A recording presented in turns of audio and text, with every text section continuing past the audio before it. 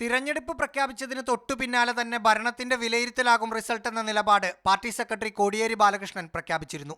പിന്നീട് അതിൽ നിന്ന് കുറച്ച് പിന്നോട്ട് പോയെങ്കിലും കോടിയേരി പറഞ്ഞ ഭരണത്തിന്റെ വിലയിരുത്തലാകുമെന്ന വാദം VS ആവർത്തിച്ചു. ഫലം പുറത്തു വന്നതോടെ ഈ രണ്ട് പ്രധാനപ്പെട്ട നേതാക്കളുടെ അഭിപ്രായങ്ങൾ CPM-ന് തിരിച്ചടിയായി.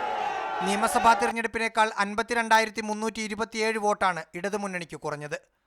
ലീഗിന് ഭൂരിപക്ഷമുള്ള ഒരു മണ്ഡലമല്ലേ അത്.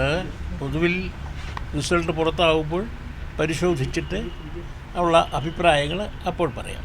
എല്ലാ കാലത്തും മലപ്പുറത്ത് തോൽക്കുമ്പോൾ ഇടത് നേതാക്കൾ പറയുന്ന വാദം തന്നെയാണ് ഇത്തവണയും തോൽവിയെ ന്യായീകരിക്കാൻ പറയുന്നത്.